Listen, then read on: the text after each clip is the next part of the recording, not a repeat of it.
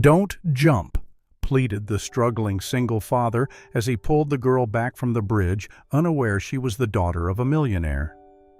Rain slashed sideways across the Brooklyn Bridge, carried by a wind that howled like a wounded thing. Streetlights flickered dim by fog. Midnight had drowned the city in silver-gray shadows. Liam Carter tightened his grip on the small, bundled figure in his arms.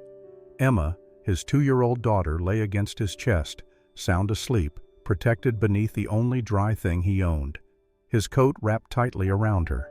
His own shirt clung to his skin, soaked and freezing.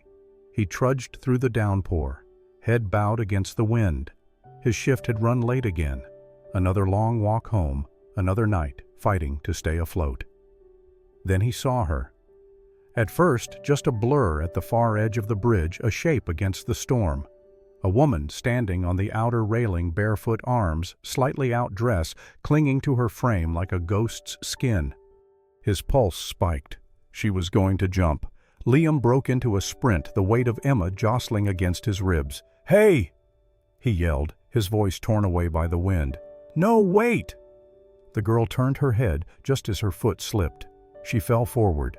Liam lunged. His hand closed around her wrist just in time. The momentum yanked him forward. His knee slammed into the iron railing with a sick crack, and he almost lost his grip. Emma cried out, jostled and afraid. Liam twisted, shielding her again as he struggled to hold on. The girl screamed, dangling above the churning river below her other arm, flailing, her hair whipped around her face, her soaked dress clinging like ice. Liam gritted his teeth, rain blinding him. His fingers slipped slightly. Her skin was slick, the rain relentless. "Don't let go," he shouted. She cried out, "I can't!" "Your grip, I've got you," he said, his breath-labored voice trembling with effort. "Just don't move." She started to struggle, panicked, kicking instinctively. Each movement jerked her arm, loosened his hold. "Stop," Liam gasped. "You're slipping." "I didn't want this. I didn't mean to," she sobbed. "It's okay. I've got you. Please don't fight me." His arms burned. His knees ached. Rainwater ran down his face into his eyes, his mouth. He couldn't breathe. "Listen to me," he said, voice breaking with fatigue. "You don't have to do this. You don't have to end it here." Her hand began to slide in his. "No, no," he hissed. "Not yet, please." He risked everything, tightened his grip on Emma with one arm, and with the other dragged the girl up an inch, then another. She slipped again, screamed, sobbed. "Keep trying," he begged. "Don't stop. Don't give up." "You don't know what I've lost," she choked out. "I have no one. I'm done pretending."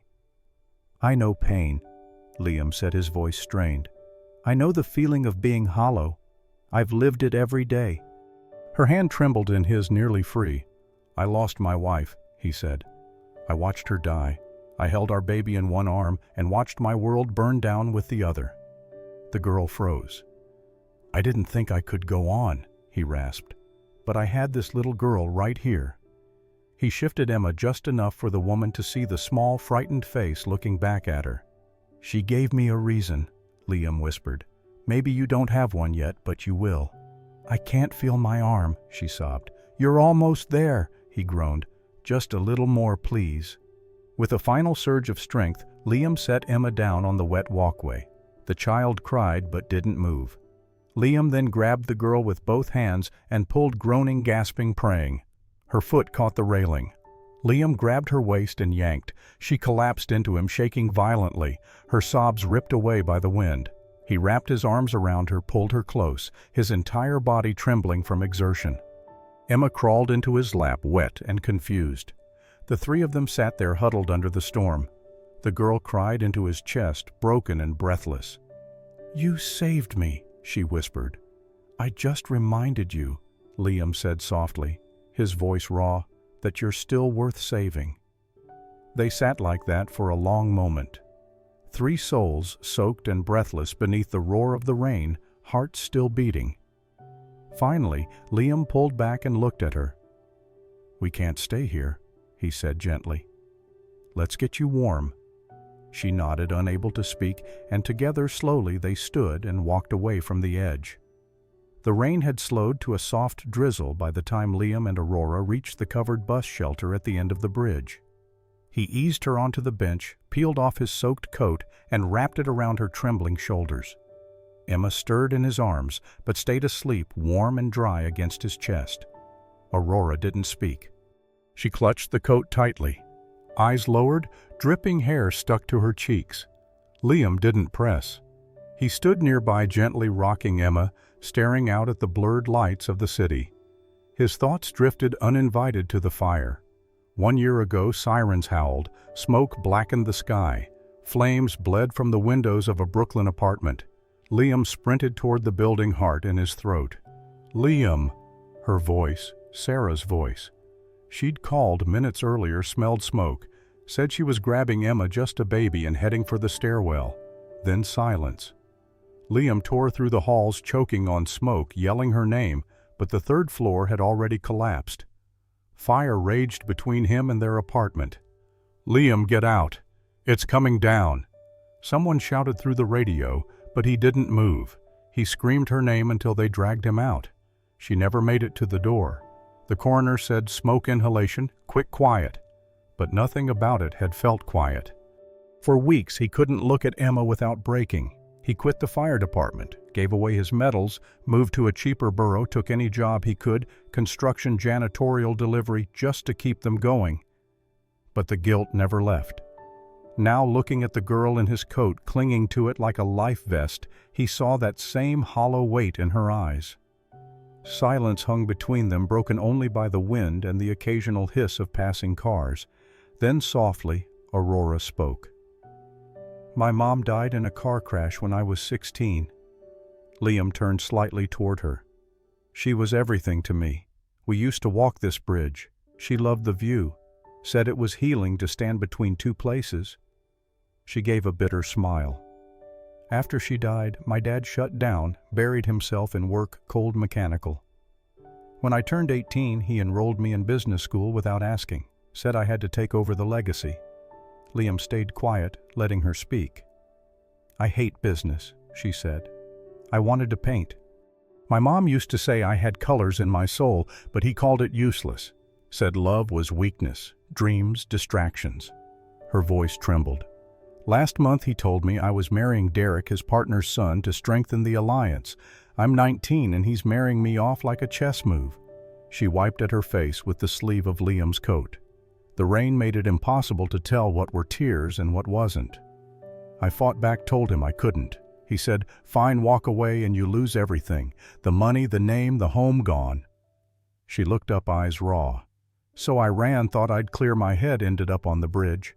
All I could think about was how much my mom loved it and how much I hated the life I was being forced into. Liam finally sat beside her. I'm sorry, he said. She glanced sideways. You don't even know me. I don't have to, he replied. Pain's pain. Doesn't care about background, doesn't care if you're wearing hand-me-downs or designer boots. It still cuts the same. She let out a shaky breath, part sob, part laugh. People keep telling me I'm lucky. You have everything, Aurora. But I don't feel lucky. I feel invisible. Liam looked at Emma now, softly snoring in his lap. You're not invisible, he said gently. You're here right now, alive. That counts. Aurora blinked fast, holding back another wave of emotion. You saved me tonight, she whispered. Liam shook his head. No, he said quietly. You saved yourself. I just reminded you it's still possible. They sat in silence again, their burdens between them like fog, dense, heavy, but beginning to lift. For the first time in a long time, neither felt entirely alone. The rain had turned icy by the time Liam flagged down an old taxi and gave the driver an address across town. He didn't take Aurora back to his apartment. It was too cramped, too damp, too full of peeling paint and quiet shame. Instead, he asked for a favor from an old friend, a retired EMT named Joe, who had a small guest room and an open heart. Joe greeted them with raised eyebrows but no questions. Liam simply said she needs a safe place for the night, and that was enough.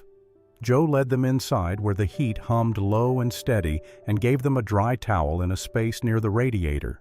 Aurora sat on the edge of the couch, still wrapped in Liam's coat. Her wet dress clung to her skin, and her hair, though starting to dry, still dripped onto her shoulders. Emma, now wide awake, toddled over and reached for Aurora's hand without hesitation. "Cold?" the little girl asked with concern far beyond her years. Aurora blinked, surprised. "A little," she admitted. Emma reached up and tugged the towel from her own shoulders, holding it up to Aurora's chest. "This will help," she said seriously. Aurora laughed, a small, cracked sound that somehow felt more genuine than anything she had felt in weeks. She took the towel gently and wrapped it around herself. "Thank you, sweetheart." Liam watched them quietly, his heart squeezing. He disappeared into the small kitchen, rummaging through Joe's cabinets. He found a chipped teapot, a half-used bag of chamomile tea, and 2 mismatched mugs. It wasn't much, but it was warm. He brought it out a few minutes later, setting the mugs down on the coffee table. "I wish it was something fancy," he said, embarrassed. Aurora looked up at him. "It's perfect."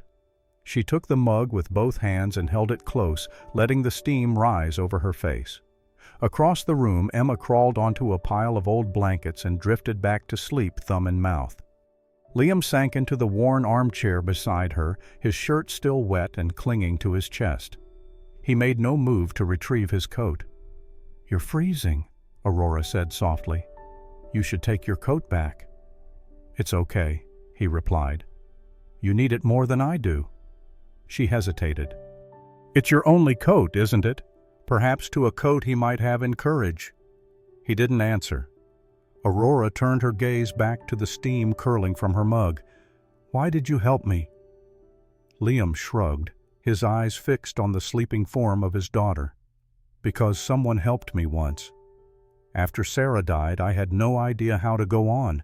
I was holding a baby and drowning in grief. Joe, this guy who owns the house, he showed up every day, brought food, changed diapers, sat with me when I couldn't talk." Aurora listened quietly. "I don't have much," Liam continued, "but I know what it's like to feel like you're on the edge, and I know what it means when someone reaches out, even for a moment."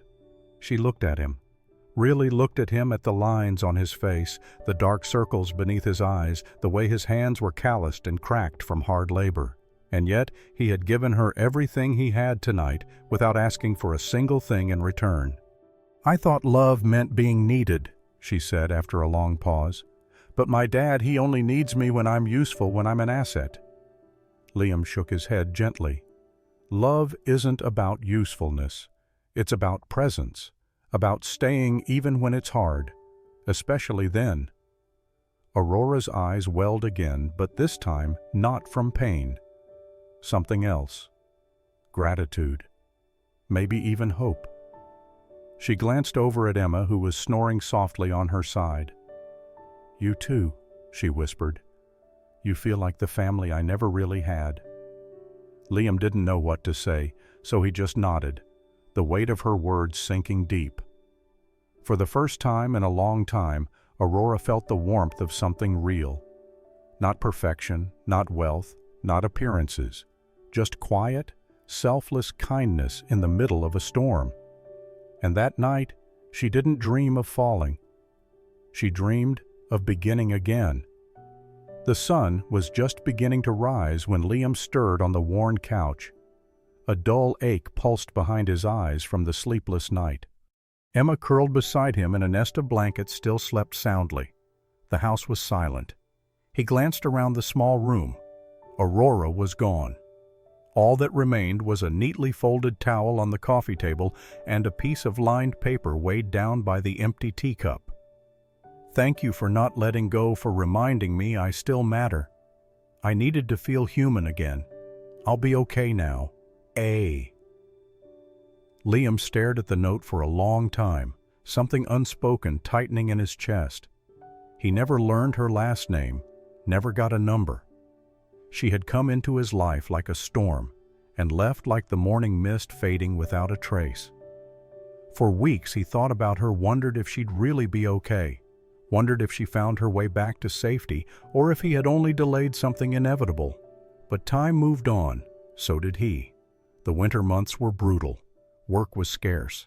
Liam took on whatever shifts he could, cleaning basements, repairing drywall, hauling crates in cold storage. His hands bled often. His back ached constantly. But he kept going because of Emma. Always because of Emma. Then one afternoon on a cold February morning, everything changed. It was supposed to be a routine shift, just another day at the construction site in downtown Brooklyn. A few hours in, Liam was up on the second level of scaffolding helping anchor a steel beam when a rusted bolt gave way. He'd barely had time to shout before the metal frame crumpled beneath him. The fall was short, but brutal. When he woke, the world was white. Beeping monitors, the antiseptic sting of hospital air pain like fire shooting through his side. He groaned, shifting slightly, and a sharp stab in his ribs warned him to stay still. The nurse said he had 4 cracked ribs, a fractured wrist, and a concussion. He was lucky to be alive. Emma had been taken in by Joe temporarily. Liam lay there for days, floating in and out of sleep, surrounded by sterile walls and anonymous voices, until one day a new voice spoke his name. Liam. He turned his head slowly toward the doorway. A woman stood there, tall, elegant, her golden hair pulled back into a soft braid. She wore a long cream coat, and in her hands was a bouquet of pale blue hydrangeas. It took him a moment to recognize her, but when he did, his breath caught in his throat. Aurora. She smiled, nervous but radiant. Hey. He tried to sit up but winced immediately. I thought I'd never see you again. I know, she said gently, walking toward the bed. I'm sorry I left like that. I needed time space. I wasn't ready then. Liam watched her eyes searching. She placed the flowers in a small vase on the bedside table and sat down carefully beside him. I've been following the news quietly, she said. I saw your name in an online article. The accident, the fall. I came as soon as I could. Liam blinked. How did you? Aurora took a breath. There's something I didn't tell you that night, she began. My full name is Aurora Whitmore. My father is Harold Whitmore, the real estate guy. Liam blinked again, unsure he had heard right. Aurora nodded slowly. Yes, that Whitmore, the skyscraper, Whitmore, the jet-setting Forbes list, not actually a dad Whitmore. Liam was speechless. I grew up in a world where image was everything, she continued. And when I broke down, no one noticed until you did. You with nothing but a baby in your arms and the kindness to pull me back from the edge. She leaned closer, voice steady. I never forgot that night, Liam. Not for a second. You saved me. Now it's my turn. His throat was tight. You don't have to. I want to, she interrupted gently. Let me help. Let me be here. Liam exhaled slowly, overwhelmed. Why me? Aurora smiled softly. Because when I had nothing to give you, gave me everything. And because I've never felt more seen than I did that night in the rain. The room fell quiet, but this silence was full of emotion, of memory, of something beginning again. And for the first time since the fall, Liam smiled. The days after Liam's release from the hospital settled into a quiet rhythm. Slow mornings, short walks, and the scent of healing. Aurora came often, always, with a warm smile, groceries, or something small for Emma. Sometimes she brought art supplies. Other times, soup made from a recipe she called the cook from her childhood home to learn. But more than what she brought, it was how she stayed patient, present, never trying to fill silence. Emma adored her. She climbed into Aurora's lap with books, begged to braid her hair, insisted she stay for dinner, even when it was just leftovers. Liam watched all of it with a cautious heart. They took walks through the park, Liam moving slowly with his healing ribs while Aurora pushed Emma's stroller. Spring edged into the city. Soft light, new leaves, hope in the air. One afternoon, beneath a budding cherry tree, Aurora asked, "Do you ever think about starting over?" Liam looked down at his scarred hands. "Every day," he replied. "But it's hard when you're still carrying so much of the past." She nodded. "Yeah, I know." "What would your version of starting over look like?" he asked. She hesitated. "A small art studio. Nothing fancy. just space and color and quiet people who feel too much. He smiled. Sounds perfect. And you, he thought. A backyard with grass. Emma running barefoot. Maybe someone to share it with. Their eyes met just for a moment. Everything stilled. Aurora looked away, smiling softly. That sounds like something worth building. In time, she began to see Liam's world in finer detail. The way he bandaged Emma's scraped knees. The way he reread her favorite book no matter how tired he was. How he tracked every dollar to keep them going. He never asked for help, not once. One day, Aurora learned the hospital bill had arrived big even after insurance. Quietly, without a word, she paid it. Weeks later, she found an envelope tucked under her sketchbook. Inside $45 in crumpled bills and a note for the hospital. I'll pay the rest, I promise. L. The next week, another envelope. $60, then $20, then $35. Small amounts, sometimes coins, but always something. She never said a word, just quietly cried the day she realized what he was doing. It wasn't the money, it was the message. I will never take advantage of your kindness. He was giving her everything he had, one envelope at a time. One evening, Emma lay beside Aurora on the floor drawing clumsy stick figures. She held up her masterpiece. Look, Aurora, that's you. This one's Daddy. And me. Aurora smiled. Who are we? A family, Emma chirped. You're my new mommy now, right? The room froze. Liam looked up from the table, eyes wide. Aurora's breath caught. Her eyes welled. She reached out, brushed Emma's hair gently. That's the most beautiful thing anyone's ever said to me, she whispered. Emma hugged her and kept drawing. Aurora rose slowly, walking to the kitchen. Heart racing, her hands trembled. Liam followed. I didn't mean for that, he said gently. She's just a child, Aurora replied, voice cracking. But Liam, I've never felt more like myself than I do here. With her, with you. He stepped closer. Me neither. They stood in the tiny kitchen surrounded by mismatched dishes and the scent of stew. And yet something unspoken bloomed. Deep, honest, real. For the first time since the bridge, Aurora didn't feel lost. She felt like she belonged. The story broke on a Thursday morning. Heiress Aurora Whitmore found living with single father in Brooklyn. The headline blazed across tabloids, gossip blogs, and social media. Paparazzi swarmed the tiny building where Liam and Emma lived. Camera flashes lit up their windows. Voices shouted through the hallway. Questions flew like daggers. Is this a real relationship, Miss Whitmore? Are you funding this man's lifestyle? Is this your rebellion against your father? Liam pulled the curtain shut and locked the door. Aurora stood frozen in the kitchen, staring at her phone, her hands trembling. Her father's name lit up the screen again and again. Then came the knock. She opened the door to find two sharply dressed men, her father's security team. You need to come with us, one of them said. Mr. Whitmore demands your return. Liam stepped forward. She's not a prisoner. The man ignored him. Miss Whitmore, if you refuse, Mr. Whitmore will be forced to take legal action. Aurora hesitated, then turned to Liam, eyes heavy with apology. I'll fix this, she whispered. I just need time. And then she was gone. Within hours, Liam's name was dragged through the mud. Talk shows questioned his motives. Articles appeared online citing sources who claimed Liam had a pattern of getting close to wealthy women. One blog accused him of abandoning his post during the fire that killed his wife. Another alluded to anger issues and questionable parenting.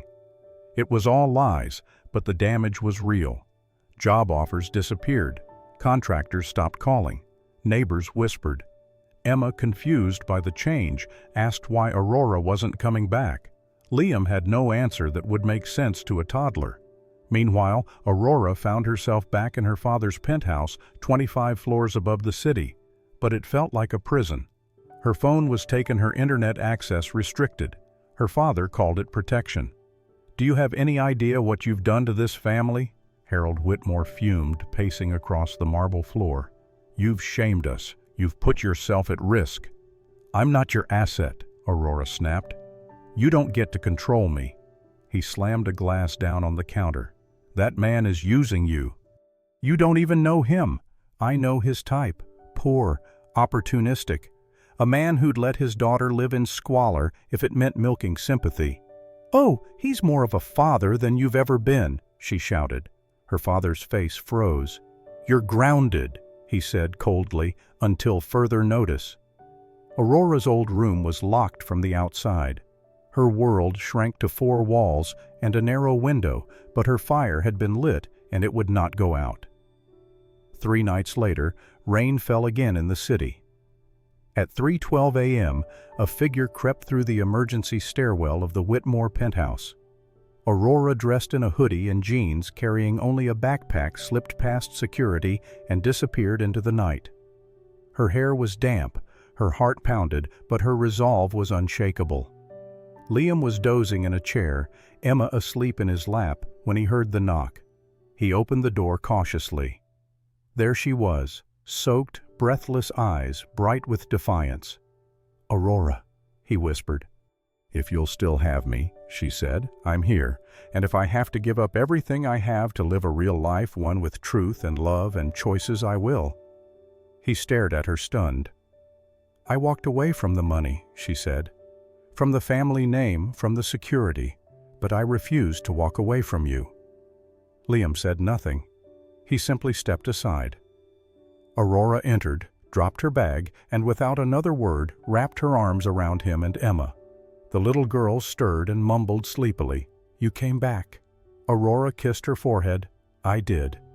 And in that small, cluttered apartment, amid the storm of the outside world, a quieter storm finally settled. They were together again.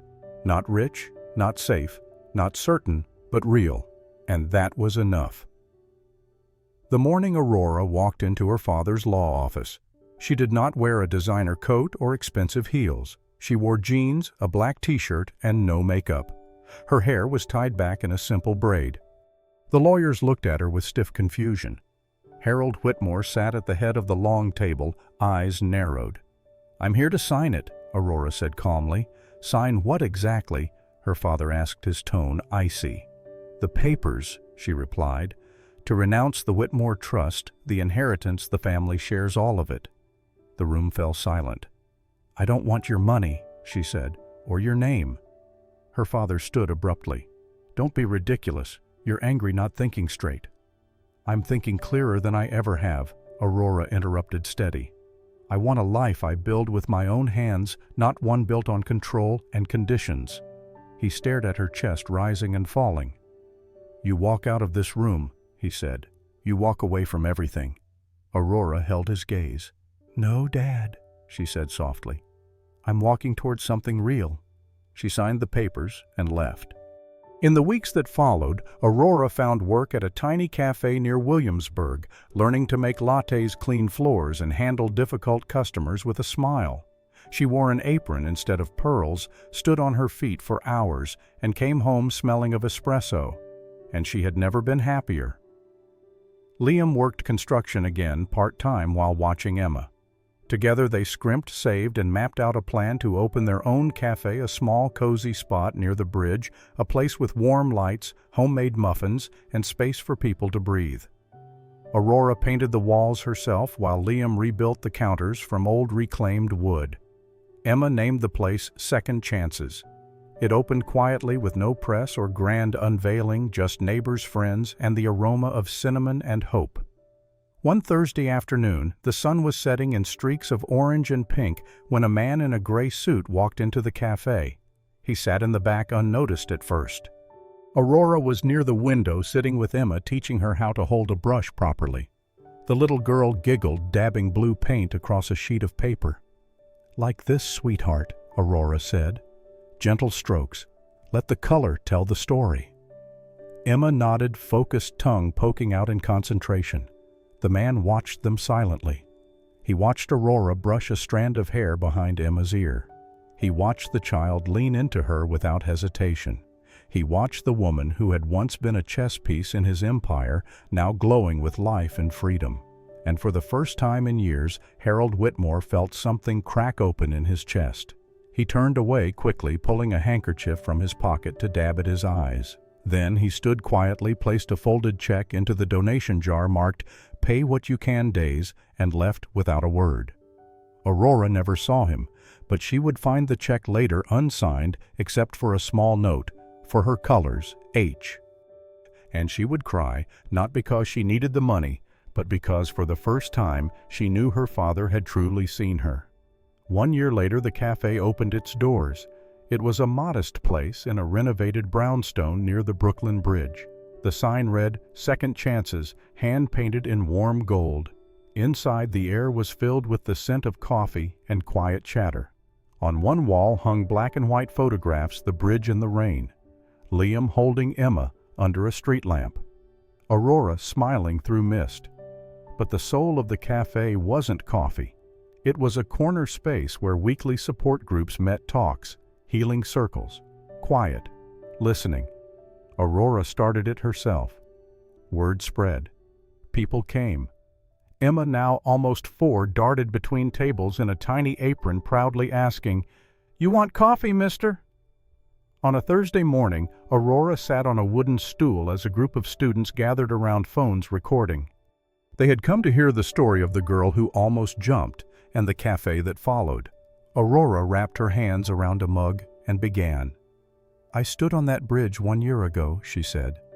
"I thought I had no choice, that my life wasn't mine anymore."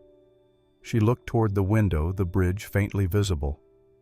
But then through the rain a stranger appeared, soaked, holding a child in his arms, and he said, "If you live, I'll be the first to thank you." She paused. And I lived. At the back of the room, a man in a gray suit sat alone. He wore dark glasses. On the table in front of him lay a white envelope. Quietly he stood, walked to the donation box, and slipped it in. Inside was a certificate, a sizable gift to the Second Chances Foundation. The signature, Whitmore Anonymous. When Aurora turned toward the door, he was gone. But the envelope remained, and she smiled a quiet, forgiving smile. Weeks later, the bridge became a place of joy. Liam and Aurora were married beneath its steel beams. Fairy lights glowed overhead. Wildflowers lined the walkway. A soft breeze carried the scent of lavender. Liam wore a simple tailored suit. Emma, in a white dress, skipped down the aisle with a small bouquet. Aurora followed barefoot in a flowing white dress, her hair loose over her shoulders. Their hands met as the officiant said, "Here where a life almost ended, a new one begins." After the ceremony, guests filled the cafe. Laughter, music, toasts. Later, a gray-haired man stepped inside. He moved slowly, kindly. He handed Emma a small wrapped book. She opened it. A story titled "Second Chances," her name written inside. Aurora turned, her breath catching. "Dad?" He nodded gently. "I thought legacy meant buildings," he said. "But it's what you've made here. This that truly lasts. You don't have to become someone else to make me proud," he added. "You already have." No apology needed. Forgiveness had already found them. That night, after the last guest had gone, Liam and Aurora sat outside the cafe. The bridge lit the skyline behind them. Aurora leaned into him. "If you hadn't stopped me," she whispered. "If you hadn't believed in me," Liam replied, "I wouldn't be here either." Emma ran out barefoot, clutching a cocoa mug. "I love this bridge," she squealed. "I'm going to tell everyone it's the Bridge of Hope." They laughed, and they believed her. Some places aren't just where things end. Some are where they begin. Brooklyn Bridge, once nearly the end of a young woman's life, now stood as a symbol of second chances of love without condition and of the courage to keep going, even through the storm. If this story touched your heart, if it reminded you that even in our darkest hours, love can still find a way, then you too believe in second chances. At Soul-Stirring Stories, we bring you true-to-life tales that heal, inspire, and remind us all of the beauty in human connection. Subscribe now to join a growing family of hearts that still believe in compassion, resilience, and the quiet power of hope. Click the bell so you never miss a story that just might change your day or your life.